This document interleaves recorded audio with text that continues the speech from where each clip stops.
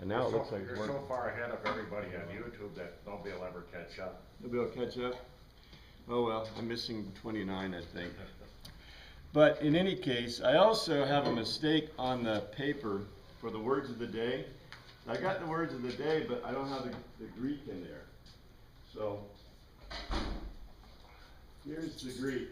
These are the correct words of the day, these two, and I added that one. L-O-G-I-K-E-N, logikon. Now, this should be very easy. Logos. Yeah, isn't it amazing? All these words are logos, right? Right. Logos. But Yeah. you're so smart. I got it.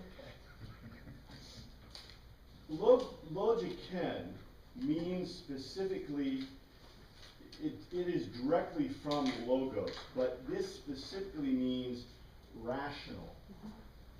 Rational. So where logos is a verb and can be made into a noun, this is an adverb. You know, it's a description, so of a type of thought. So a logikon is a rational thought, and you're going to find out this is very interesting because our translators obviously didn't like the Greek when they translated, so they translated something completely different. This is the A sound with the emphasis is an HA sound. So this is hagios. And I gave it to you again. We also find this in there. Interestingly, not translated quite as you might expect it to be translated. And this, of course, is our favorite mistranslated, there should be an R in here, word, mysterion. So this one literally means awful thing. Awful thing. Which, you know, hagios, we've talked about that before. But the thing that's most important to note is this word rational, and then of course mysterion, which is usually translated mystery or secret, which is completely mistranslated. So now, I want to focus on the two things. The end point that Paul has gotten to in answering the question about to the Romans. The Romans question, does this God apply to us? Does Jesus guy apply to us? This is basically the last point that moves into this logos, and that is, then what is our law? How do we respond to this? So, you know, you have the law of the Jews, right? And Paul's argument was no one can follow the law. That doesn't mean the law is gone, right? That doesn't mean the law has changed. But for the Romans, the question they ask is, well, then why aren't we Jews? If you're a Jew, then what do you follow? The law, the Torah, right? The Torah, and that's really easy, right? Because the Torah is written out. Here's the Torah. Do this, do this, do this. Well, the Romans' question from the beginning was, well, does this God apply to us? And the answer is yes, this God applies to us. And the next question was, well, okay, so does this Jesus guy apply to us? And the answer was yes. And then, you know, Paul went on with this whole argument of how that all works, and, you know, about Abraham, and he's just arguing to the Romans that this all applies. Well, then the last question, the question was answered last, was, okay, so then the law applies, right? And they know it didn't. They knew it didn't. Because remember, the apostolic fathers asked the question. It was one of the first questions they asked, and this is well after that. And the question, well, what was the first question the Gentiles asked? Actually, the first question that Teen Hodos asked about the Gentiles. Do they need to be circumcised? Do they need to be circumcised? And the other part, what's the other part of that? Do they need to be circumcised? Therefore, do they need to Obey all of the ceremonial laws. obey all the law, the Torah? And I hate to say ceremonial law because it's not ceremonial law. It's Torah. If you don't do Torah, you know, remember, if you don't do Torah, what can you not do in the temple? Eat your sins forgiven. You can't eat teruma. You can't sacrifice. And if you can't eat the sacrifice, see, the next question is, well, then can a Christian, can Teen Hodos, a Gentile Teen Hodos, eat what? Meat. More than meat. Sacrifice. The Eucharist. Right? because the Thanksgiving sacrifice. You see how this all fits? This is incredible. Now, see, in our worldview, we're what's the word? We're treading the treadmill of everything we've learned for 2,000 years, right? So what have we forgotten? The basic issues, because they're not issues for us, right? We figured it out. Well, John Chrysostom told us how to do the Mass, right? And Paul and all the apostolic fathers, which we forget why they asked the questions, but they've answered all the questions. We have the New Testament. We read it in a translation, good or bad, right? And then we live our church lives. But remember, at the very beginning, these are critical questions. You know, how do we do this? What is the law? And Paul doesn't say the law is gone, right? He doesn't say the law, but remember, they have to follow the Noahic covenant. That's what basically the apostolic fathers said. Follow the Noahic, and you do too, right? Yes. You follow the Noahic covenant because you aren't going to church on Saturday. I didn't see you guys on Saturday. Maybe you went to Saturday worship. Okay, then you're... But you definitely turned on a light, didn't you? You're not supposed to turn on any lights. You're not supposed to do any work on Shabbat. And I don't see anybody following Shabbat. I don't see anybody following the laws of Mosaic laws. So obviously you're not following the Mosaic laws. You're not following the Torah. Because don't forget, what are the 10 commandments? What are the 10 words? I know we like to say 10 commandments. But what are the 10 words? A summary. They're a summary. They're a synopsis of the law. So if you follow the 10 words, you have to follow the whole thing. But remember, the apostolic fathers said, no, you don't. Said you just have to follow the Noahic covenant. And that's what we all do as Gentile Christians, as Gentile teen hodos. So the Romans question is that. And let me repeat that. So we're back at 9. Is it 9? Yeah. 9 or 10. Uh-oh. I've lost track because I usually put it in so I don't lose track. I think I'm at 10, but I could be at 9. Let me find where the next one begins. The next begins... We're in Romans, right? I think I'm in 10. Yep, I'm in 10. 10, 9, and 10. 10, 9, and 10. This is what Paul told them, that the ultimate law being not law per se. To become a Jew, to be a Jew, you assent to do what? The Torah law, right? To be a Jew, you are yoked to the Torah. So the question for the Romans is, okay, if I'm not yoked to the Torah, then what do I do? And this is what Paul said in 9 and 10, because this is the whole logos. I just want to remind you of this. That is, if you confess, literally homologeo, if you give the same argument with your stoma, with your mouth, that Jesus is Lord, and pisteo, are persuaded in your cardia that God raised, and that God means Jehovah God, Igiri, awaken him from the necros, you will be suzo, you will be saved. For it is with your cardia that you, pisteo, are persuaded and are justified, diakosune. And it is with your stoma that you confess, homogelegeo, literally give the same argument and are saved. So Paul says that all you have to do is do that. Now, of course, this is within the context of everything else he said before, right? This is what we like to do in English. We like to read a little quote. Jesus wept. So Jesus always wept, right? We like to read a quote here, and therefore we make a conclusion that what do you need to do to be saved? That's it, right? But that's not true. Because remember, Paul is running a logos to telos format. In other words, everything that preceded this is what? Yeah, it's pertinent to the argument. So therefore, all that stuff that he told you about, okay, you know, he started with the spirit, right? And he moved to he started with the thought, with suke, and he moved to spirit, to pneuma. And then he moved to sarx, the cardia. So Paul is moving in his argument. It doesn't mean any of the other part was not complete or sufficient or whatever. It just means it's part of that argument. And so therefore, the Romans know that it's not enough the sufficiency is not just saying the words. The sufficiency is what? Having it as part of your sarx, suke, and pneuma. That's the point, right? He's already gone through it all. So it's not just, I just don't say the words and it happens. And of course, Paul's going to go further. He's going to make sure we don't miss that point. So let's look at 15.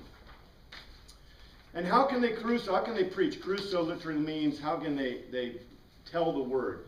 Unless they are apostello. And here's the thing. You notice the church tries to do something with the word apostolos. What do? Yeah.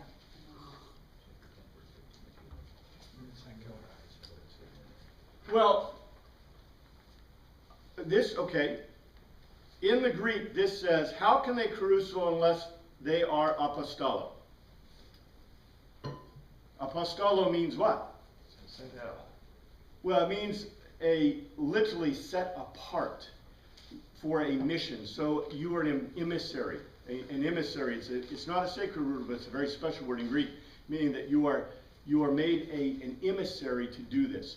However, we want to keep what word do we get in English from apostolos? Apostle. So if I were to translate this word apostle, what would that imply? You've seen Jesus, right? Well, that's our modern thing, That you you're just see. a follower or a believer. Well, then you're apostles. Look, and how can they preach? How can they caruso unless they're apostolo? Wait, does anybody know any apostles today? I saw Paul and Silas walking on the ridge, right? No, they're dead. So if I translate this word apostolos, what happens? There ain't none. Not in current Christian thought. However, I want to tell you this. If you are a believer, if you have done this trusting thing, what did Paul say you are? A missionary. You're an apostolos. You're an apostle. With whatever that means. Matter of fact, he just told you right here. How can they caruso unless they are apostolo? I just want you to know, the way you pick your words does what? Radicalizes the changes of the way you might think. This is interesting because, well, who decided to translate this word as sent? Because that's not exactly how we translate apostolos throughout the gospel or through the New Testament. Anyway, Is this kind of like Luther's priesthood of all believers? I would argue so. I would argue that you are all apostolos according to Paul. But remember, Paul lost. Paul, it's very interesting how I read papers all the time about how people tried to argue that Paul was a misogynist and he was, he had so much effect on Christian theology and Christian doctrine and Christian ideas. But I would argue that the church didn't accept half his ideas. We don't eat a Seder lamb, but that's what Paul actually argued that you should do, John Chrysostom won that argument. You guys don't know who John Chrysostom is because you weren't taught when you should have been taught in 6th grade about who John Chrysostom was. I'm not sure why we don't teach, not even the Orthodox teach, well, I guess the Orthodox do teach who John Chrysostom is because it's one of his, he's on their calendar. Of course, we don't do a calendar for any of our saints anyway. But, it's just interesting. I can see why the Catholic Church would exclude it because even though they accepted his Mass, they didn't like him because he was Orthodox, right? We should like him. We didn't, Luther really had no bones against the church. He had a problem with Pope. Well, I don't know. But in any case, just look how the words are translated. See what Paul's thinking, was, he says you're all apostles. The modern church says you have to be an apostle. You have to have seen Christ physically. You have to be like Paul. Paul's kind of read in late, but, you had to be, I don't know. I just think it's kind of funny. We pick and choose the words we want to translate just because we don't like them. in a certain context, but that's As a right. Pastor in college, you basically kind of said, well, it's the Holy Spirit now that you've experienced that makes you an apostle. I don't disagree with that. Right? Paul would agree with that. Paul would say that you are all apostles. But that's not politically correct in most church settings. In any case, as it is written, as is grapho, how beautiful are the feet of those who bring good news. And this is a quote from, where's the quote from? Isaiah. It's Isaiah 52, and the context is, let's see, I love this. Awake, awake, O Zion, clothe yourself with strength, put on your garments of splendor, O Jerusalem, the holy city, the uncircumcised and defiled will not enter you again. Shake off your dust, rise up, sit enthroned, O Jerusalem, free yourself from the chains on your neck, O captive daughter of Zion. For this is what the Lord says, you are sold for nothing, without money you will be redeemed. For this is what the sovereign Lord says. At first, my people went down to Egypt to live. Lately, Assyria has opposed them. And now, oppressed them. And now what do I have here, declares the Lord? For my people have been taken away for nothing, and those who rule them mock, declares the Lord. And all day long my name is constantly blasphemed. Therefore my people will know my name. Therefore in that day they will know that it is I who foretold it. Yes, it is I. 7. How beautiful on the mountains are the feet of those who bring good news, who proclaim peace, who bring good tidings, who proclaim salvation, who say to Zion, your God reigns.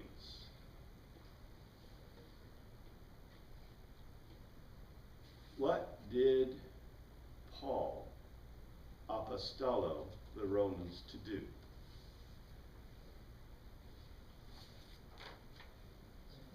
Proclaim the good news. Not just to the world, but to the Jews. Because the context here is Jerusalem and Zion. As I say, you got to see this in context. Also, Nahum. This is from Nahum. The Lord has given a command. This is, let's see, chapter 1, 14 and 15. The Lord has given a command concerning you, Nineveh. You have, listen to this. The Lord has given a command concerning you, Nineveh. What's Nineveh stand for? For the Assyrians, for those who oppressed the Jews.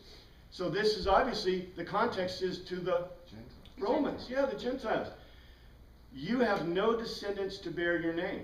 I will destroy the carved images and cast idols that are in the temple of your gods. I will prepare your grave, for you are vile. Look, there on the mountains, the feet of one who brings good news, who proclaims peace. Celebrate your festivals, O Judah, and fulfill your vows. No more will the wicked invade you. They are completely destroyed. Why is this pertinent all of a sudden to the Gentiles? Because Paul has said they are apostles.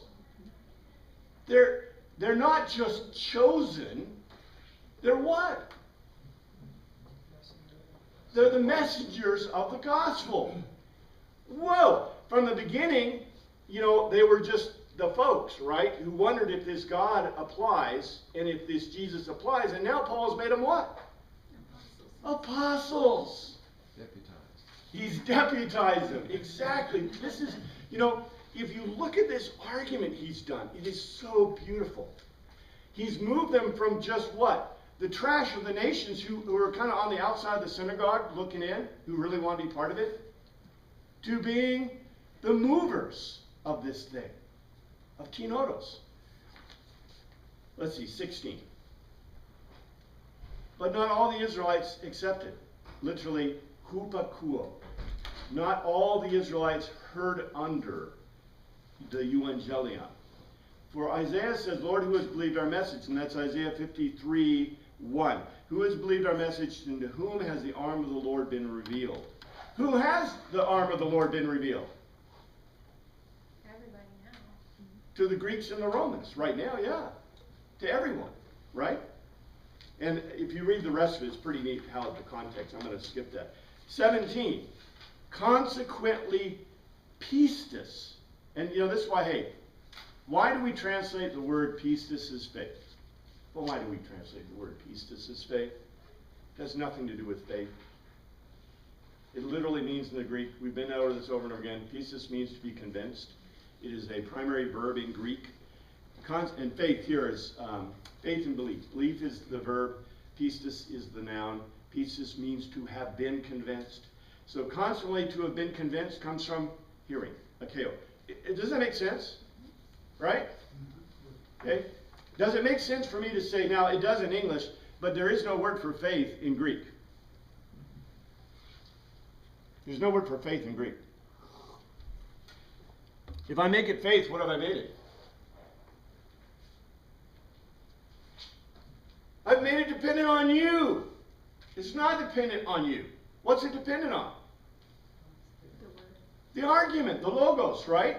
It's the argument. For example, okay, you know, I really dislike the way that we've secularized and worderized. You know, the logos, for example, the beginning of John, for the word was in the beginning. And actually in the Greek, what that comes from is, I've told you this before, but I'll go back to this. That's from Genesis 1. So in the beginning, it says, in the beginning was gods, with a plural gods. In the beginning was alim. Alim means gods with a singular verb. So the beginning was gods. And the Spirit, the Ruach of God, was upon the waters. The Ruach, which is obviously the Ruach HaKodesh, the Holy Spirit. And God amarred. The word amar means the command word, the speech command word in Hebrew. In the Septuagint, LXX, that is translated, and God logosed. And so therefore, John writes, in the beginning was the logos. We have made it a noun, but what is it? It's a verb. It's a verb. It's not a noun. It's not, you know, you can use it both as a verb and a noun in Greek. Actually, logos is the verb in, Lego. Lego is the noun. I believe that's correct. In any case, the point is this. Jesus Christ is the verb. What's the verb? Speaking. The argument. The argument. Yeah. Well, see, we want to simplify it. Because in our language we have, like, you know, we say I'm speaking, right? But when I really want to tell you I'm giving you a logical, what do we say when I'm giving you a logical argument? Oh, that's outside of the context of English, right? But in Greek it's not. In Greek I say I'm giving you a logos. I'm logosing you in English, right? So the logos that God spoke was what? It was the argument that created the universe. And Jesus Christ was that argument. That's what John says. In the beginning was the logos. And he's directly relating back to the Septuagint. Because John understood the point that with God, the Elohim, the gods, Elohim, were the three-part. God the Father, the Ruach HaKodesh, and the Christ. And that's the point. It's not lost on these guys, in any case. Consequently, pistis, convincing, comes from akeo, from hearing. The message was added, by the way. And the message is added in the NIV. And akeo through okay. Now here's what they did, and they really messed us up. Because the word used here in the Greek is not logos, it's rhema. Do you know what rhema means? Remember what rhema means? I should probably go through all the Greek words for, you know, say and said, because it's, Telling a story almost. Rhema is telling a story, is a narration, as opposed to a logos. A logos is a logical argument. Okay? So what is he saying? Can you guess what he's applying here? Basically says, is heard through, it says the word of Christ, but that is a very incorrect translation. Because the story of Christ, what do you think that means though? What in this context is the story of Christ? His life.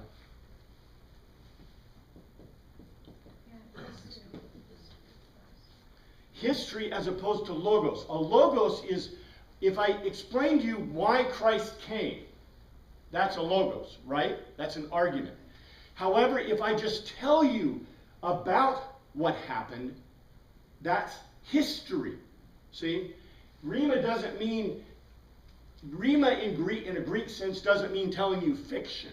It doesn't mean telling you, see, this is a problem we have in English. This is what I really get kind of irritated about us, because, you know, when I tell children about the Bible, stories. Well, in English, a story can be fiction or fact. So when I talk to children or when I talk in church, I should always say, I should be very clear. I'm telling you a history, right? A historical fact, not a fictional story. Because our children believe that you just taught them what? It's a story. Fairy tale. It's a fairy tale. It's a myth, right? It's a mythos. So, I think it's a serious problem for us. Because what it says here literally in the Greek is consequently, being convinced comes from hearing through the history of Christ. What's the history of Christ? What's the big deal about the history of Christ? Resurrection. Yeah, he was egerio from necros. Remember, there's no word in Greek for resurrection. You have to say egerio from necros. And so that's the point. And by the way, is there any question about that in the Romans' mind? No, there's no question about this because it really happened. And they have evidence. You know, they have people that saw it. They had witnesses that saw it. Of course, today, you know, we hear pastors, we hear preachers, we have priests that all the time apologize for Christ, right? Oh, we're not sure if he rose from the dead. We're not sure if, you know, the New Testament really, you know, even though it's the best historical sources that we can find in the ancient world, we don't quite trust it. So we have the Jesus Seminar to tell us what's true and what's not. You know, it's our opinion. It's your opinion. Yeah, Finney is opinion. That's right. So, you know, this isn't about opinion. Right? There's no point otherwise. I know, I wouldn't be a Christian if Jesus Christ didn't physically raise from the dead. I'm not that stupid. Are you that stupid? So it's the difference between a fairy tale and a historical book. If it's not history, look, Christianity really isn't a religion. You knew that, right? Because Christianity is based on what? History. A historical event. Right? All religions are based in someone's idea of God. But Christianity purports to have a guy that said he was God, who came down, and then proved it by being raised from the dead. And people saw him afterwards. How much evidence do you have of other people's supposed resurrection? By the way, go look back in your history books.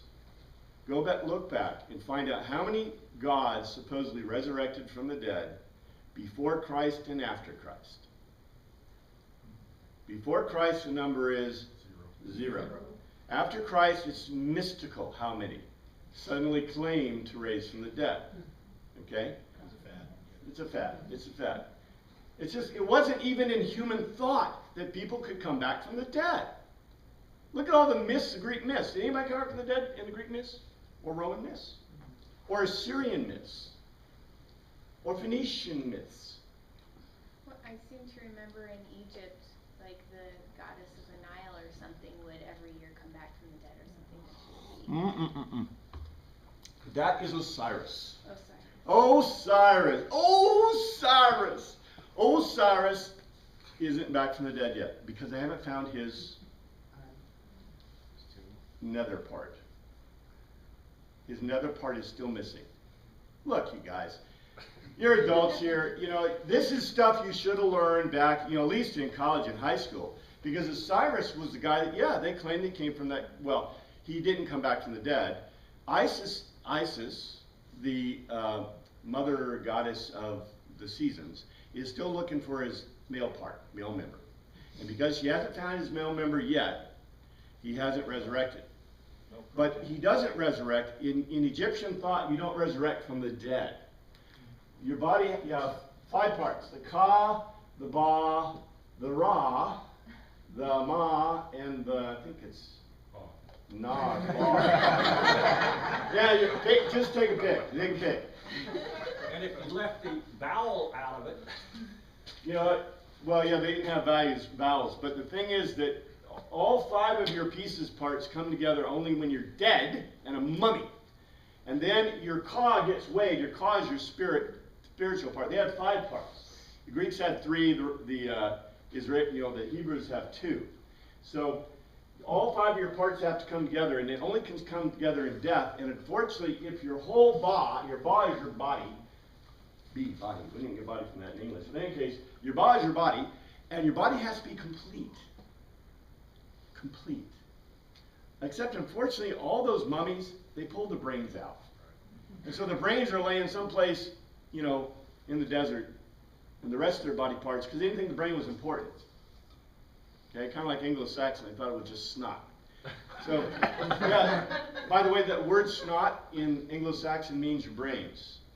So the Anglo-Saxon saying is snatra on mode. So if you're really smart, you start sneezing and you can't stop. brains are mush. Brains are much. Well, I guess they saw a lot of brains because the Anglo-Saxons. The reason they're called Anglo-Saxons is they had a sea axe, which is a big axe. And you say chaki. So, in any case, so Osiris is still looking for. Actually, Osiris is dead. He's a mummy, and if you ever see his things, he has his male member is replaced with a piece of wood because it's missing. And Isis is still looking for it. If you find it, please deliver it to her. I'm sure you can find the address on the internet now. But in any case, this look, you start digging into this stuff, I mean, it's like, okay, how did they even get there? But that's okay. I'd much rather have a historical-based belief system, right? In any case. 18, but I asked, did they not hear? Of course they did. Their voice has gone out unto all the earth, their words to the ends of the world. This, by the way, is the answer to those who might ask, what's the question? What's the next question? Somebody even asked this at the beginning of this class. What about those who have not heard the Rhema of Christ? And Paul's answer is, did they not hear? Of course they did. Their voice has gone out into all the earth, the words to the ends of the world. It says in Psalm 19, this is from Psalm 19, I'll start with 1. The heavens declare the glory of God, the skies proclaim the work of his hands. Day after day they pour forth speech, night after night they display knowledge. There is no speech or language where their voice is not heard. Their voice goes out to all the earth, the words to the ends of the world. In the heavens he has pitched a tent for the sun, S-U-N, which is like a bridegroom coming forth from his pavilion, like a champion rejoicing to run his course. Is he talking about the Jews there? Who's the they? Or is it everybody? Everybody should be. This goes back to, remember the beginning argument where Paul says, everyone knows there is God. He says men are without excuse from what has been made. Bingo. And this is just a repetition. What he's done is he's used the Psalms as a repetitive argument to point you back to his previous argument. Because he already argued this. But see, when you reach this point in his argument, that's the next question. If your Romans are supposed to go out and hear, now of course, that's not the end of it, right? Because he already argued what? It's not enough. It's not enough because Christ gave us, this not new law, but the new thing that he's trying to tell the Romans. But the point is this. As a matter, you can tell. All right, you can tell. How many countries are there without any God? 0. Everybody has a God. Okay? Even atheists have a God. They don't even have a clue, but they have a God. All right? They think they have no God. But it's quite obvious there. Matter of fact, after the Big Bang, Big Bang is a known assertion in science. So any atheist who now asserts there is no God or has no question, I'd be astounded. An atheist should at least be an agnostic in the modern era, right? Before Hoyle, Hoyle was the guy who proposed the Big Bang. He believed eternal universe. You know why he didn't accept Big Bang? It necessitates, you have to believe there was something before the Big Bang, because nothing comes from nothing. Bingo. You can't get something from nothing. Hoyle was an astronomer who was asserted atheist because he believed in an eternal universe. So when he came up with the idea of the Big Bang, which supported scientific theory at the time, he ignored it, he rejected it, because it meant he would have to believe in something, and he didn't want to believe in something, okay? So, you know, like I said, atheists crack me up, because, you know, you can't be an atheist and be logical. You can be agnostic and logical, you know, but not an atheist. But you can't study history and not do that. So in any case, 19. Again I ask, did Israel not understand? First Moses said, I will make you envious by those who are not a nation. I will make you angry by a nation that has no understanding. This comes from Deuteronomy 32. I'll read from 17. They sacrificed to demons which are not God, gods which they had not known, gods that recently appeared, gods your fathers did not fear. You deserted the rock who fathered you. You forgot the God who gave you birth. The Lord saw this and rejected them because he was angered by his sons and daughters. I will hide my face from them, he said, and see what their end will be. For they are a perverse generation, children who are unfaithful. 21. They made me jealous by what is no God and angered me with their worthless idols. I will make them envious by those who are not a people. I will make them angry by a nation that has no understanding. What is the people without a nation? What is those that had no understanding?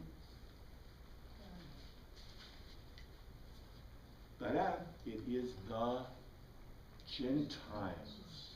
The Gentiles are a people without a nation. They are a people, because it includes what? Everybody else. Everybody else. The only people that had a nation that was delivered to them by God were the Jews, right? And everybody else is just everybody else. 20. And Isaiah boldly says, I was found by those who did not seek me. I reveal myself to those who did not ask for me. But concerning Israel, it says, all day long I have held out my hands to a disobedient and obstinate people. This is from Isaiah 65. 1 and 2. I reveal myself to those who did not ask for me. I was found by those who did not seek me. Go to a nation that did not call my name. I said, here I am, here I am. And all day long I have held out my hands to an obstinate people who walk in ways not good, pursuing their own imaginations. And I want to mention this. You've got to hear this. Okay, here I am, here I am. Ego eimi. The thing that Christ said, especially in John, that really irritated those Greek speakers, because ego eimi is an absolute assertion of existence, and you don't use that in Greek. And guess what that is translated in the Septuagint in Greek? Ego eimi, ego eimi. And ego eimi is, by the way, Jehovah, Yahweh, means I am. So in Hebrew you don't say I am. And in Greek you don't say I am. And Paul just quoted here. Here I am, which was exactly what Christ said in John. As a matter of fact, when he came to them in Mark, they said, we are looking for Jesus, the son of Joseph from Nazareth. And Jesus said, ego eimi. No, he didn't say I am he. He said ego eimi. In Greek, I am. Which what did they do when they heard that? They fell to the ground. And we think, I don't know what we think in modern theology. They fell to the ground. Why? They fell to the ground because... Well, I mentioned special effects curve. In special effects curve, yeah. Well, That's a declaration of Godhood. yeah, it's a declaration of Godhood. Matter of fact, he may have said, well, I would argue he didn't. He probably said ego eimi. But even saying ego eimi in that context is, just saying ego eimi is a big deal in Greek. But in their culture, they have to fall Context down of- in hearing that is what you're saying. Well, they thought this is the thing, this is a question, did he say Yahweh and the writer not write it? You see? He would have been offended to It would have been offensive to write Yahweh. So no one knew how to pronounce it except the high priest, supposedly at the time. So I argue that he may have said Yahweh and not ego eimi. But the writer of the gospel was politically correct. As a matter of fact, this is what we find in the documents from the New Testament. That when they write, let's see if I can write it. When they write,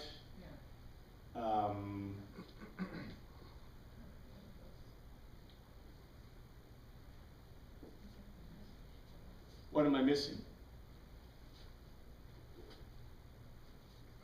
The vowels. When they write, and they write this, they write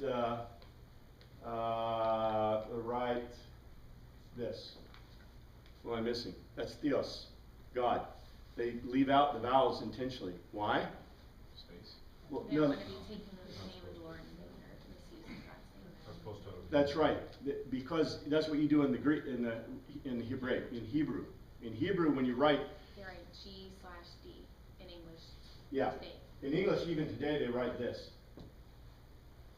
GD, and they don't say GOD because that would be putting the vowels in. And Adonai are the vowels.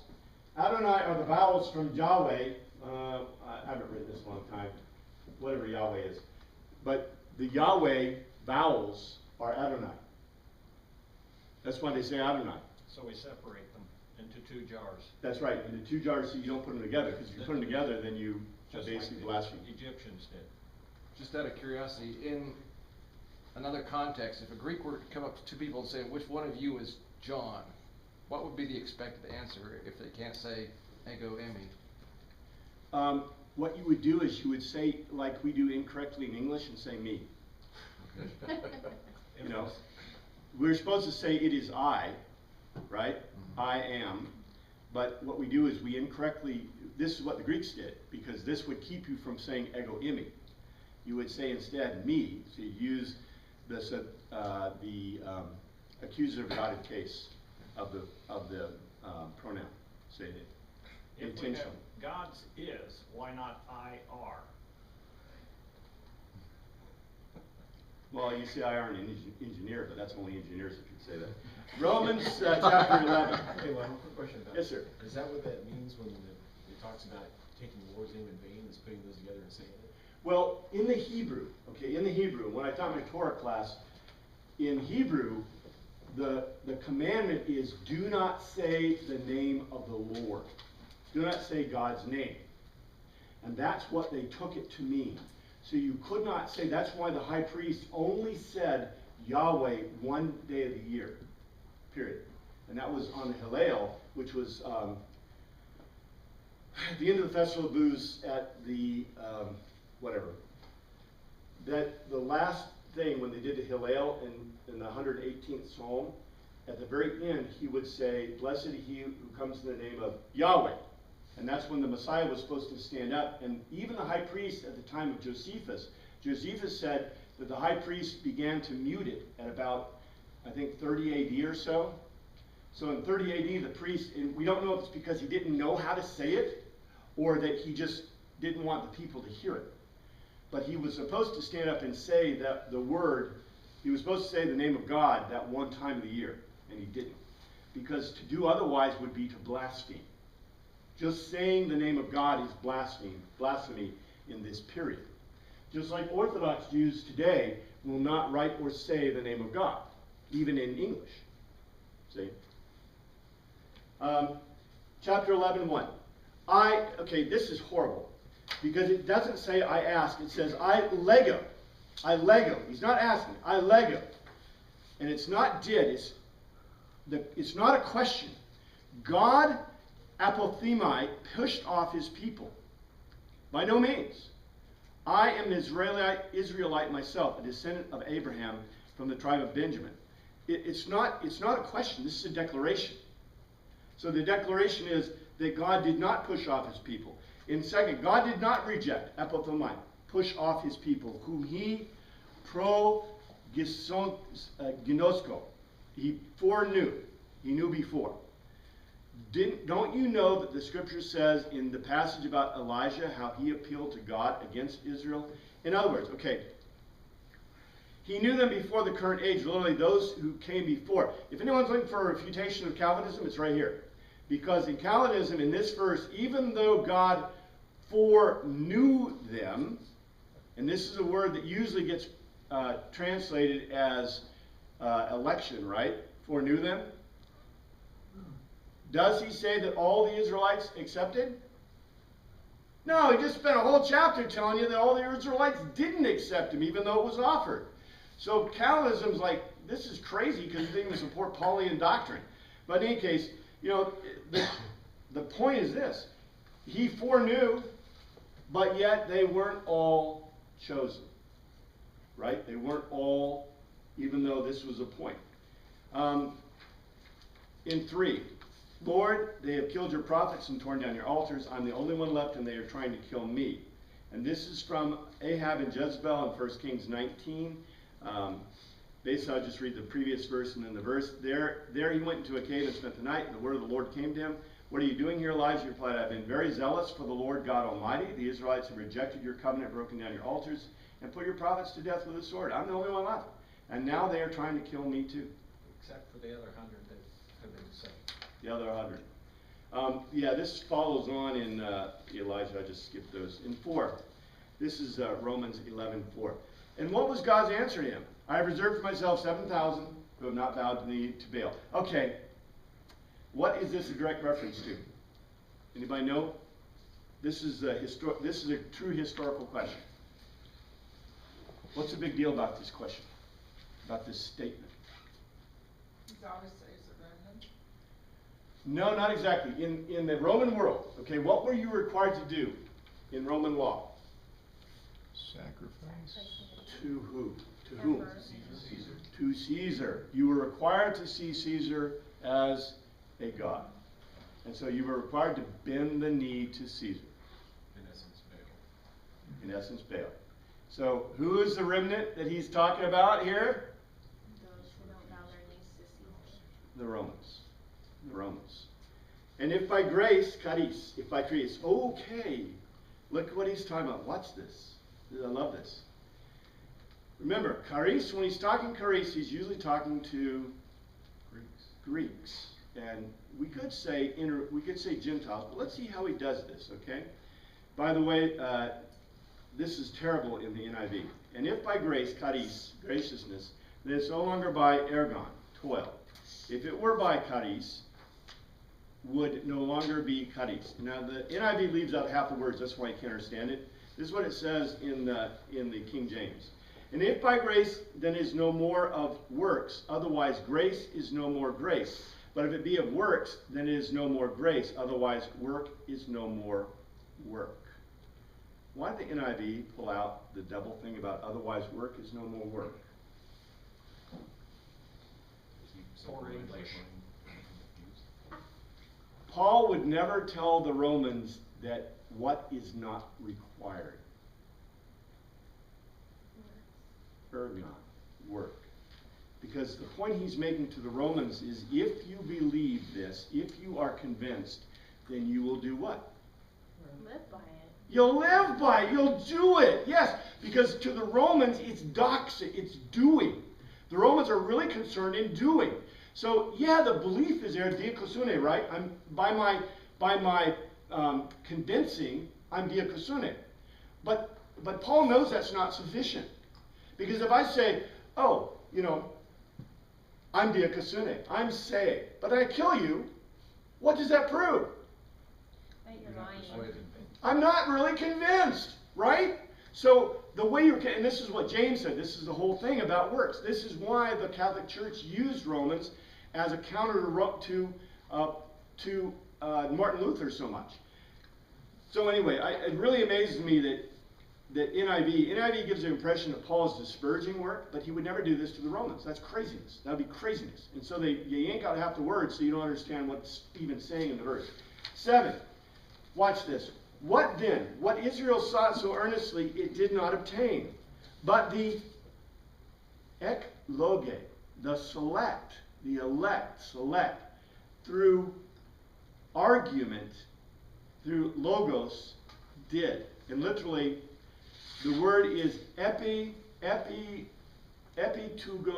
chano, to hit the mark. In other words, they hit the mark. The others were poro, made stupid like stone. King James is better. It says, what then? Israel hath not obtained what he seeketh for, but the election hath obtained it, and the rest were blinded. If you read it in the NIV gives you the impression that it's kind of a Calvinist argument, that you're selected, right? But the point of the Greek, in the specific thing of the Greek, it's a verb. The word argument is a verb. In other words, why were you chosen?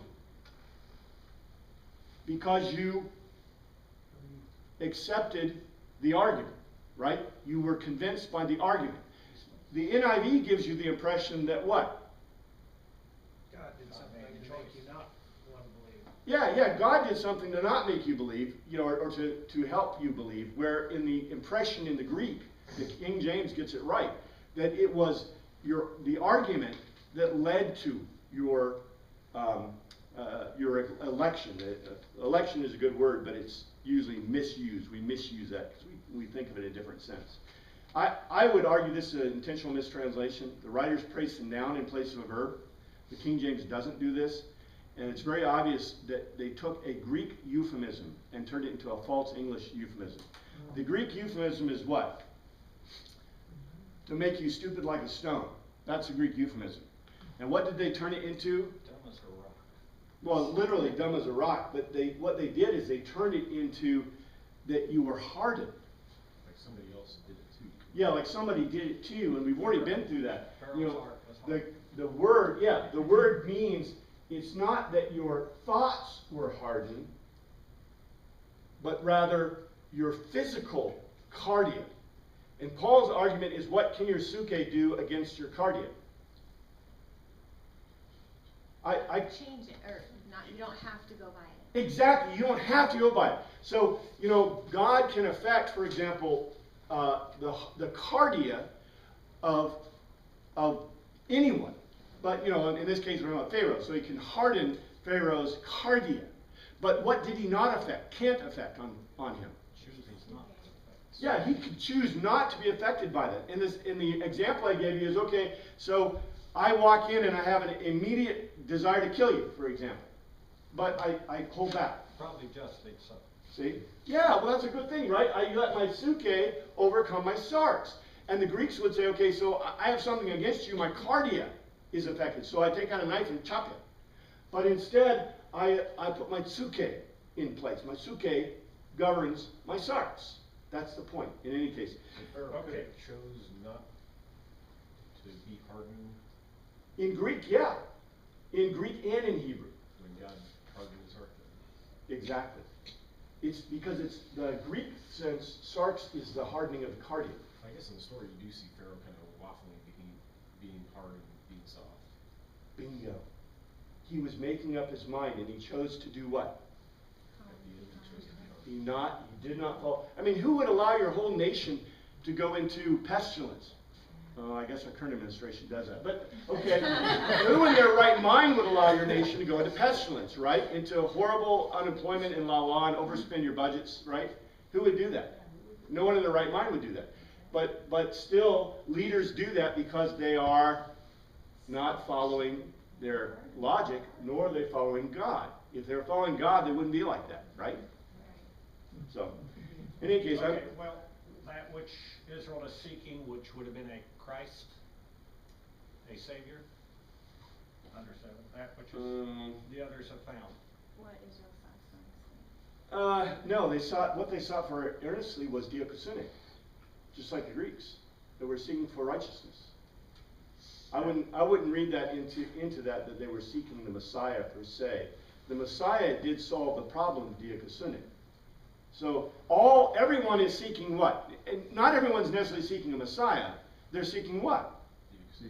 Diakosune. I want to be, you know, I don't want to be too happy. I don't want to be too sad. I want to be, at least in my life, I want to be, you know, I want to have not, you know, you don't want to have so much, right? Because that makes you ill. But I don't want to have so little that I'm malnourished. You see what I'm saying? In the Greek worldview, this is right on. You know, if anything, people would say, do I want to choose a life of excess in either direction? No, the Greeks would say, no, I want diakosune. And that's what everyone seeks. We would call it different things. We call it redemption. We call it peace of mind. We call it, the Hebrews call it shalom, peace. We want peace, right? But God is good, so God is all good and there's no bad, so we're not balanced. Well, no, we're bad. The problem is the fall, but that's getting into a way big thing. But everyone's seeking that. Everyone, you know. You may not be seeking Messiah, but what happened? A Messiah gave you diakosune. But there's more to the question, because the Romans wanted more than that. See, to the Greeks, diakosune is great, right? But to the Romans, the Romans are seeking more. Remember, the Greeks were okay doing philosophy. But what did the Romans want? Action. They wanted running water. They wanted roads you could drive on, right? They wanted carts with horses, so you didn't have to walk. See? They wanted peace in their own time, right? And the Romans worked really hard at that. Pax Romana. See? Where the crazy Greeks, all they cared about was going to the festival at least once a year or so and getting some meat, right? That's it. But the Romans wanted more. And we as a culture, in some way, want that, right? We're more Roman than we are Greek. Plus, the Romans weren't necessarily excited about Diaconia, they wanted goodness. Yes. They almost wanted to be unbalanced, they wanted to be steeped in my God and being good. Bingo. They wanted whatever that was. Remember, we talk about all the time, right? The hilltop experience, the mountaintop experience. We want that. Wouldn't you like to have that all the time? And that's kind of what heaven is in essence. Well, that's what we have said. Now, we may be surprised we get to heaven, it's all Diaconia. But, you know, right? No tears means no sadness, maybe no laughing. I hope not. But you see the point. They didn't talk much about laughing. But it's Diaconia. We have to look at this culturally and see how it fits culturally. As it was written, God gave them a spirit of stupidity. This 8. Eyes so they could not see, and ears so they could not hear, to this very day. Remember, it's Sarks. They had a choice, right? But they didn't choose it.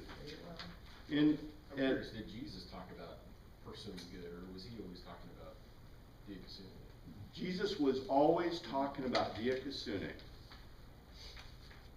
I need to do another Gospels class. I think which Gospel did I do? Matthew? Matthew. I did Matthew. I need to do another Gospels class. The Gospels class is so fun because Jesus was really about Diaconia. He was really about Greek. Where Paul is writing in this case, Paul's trying to win who?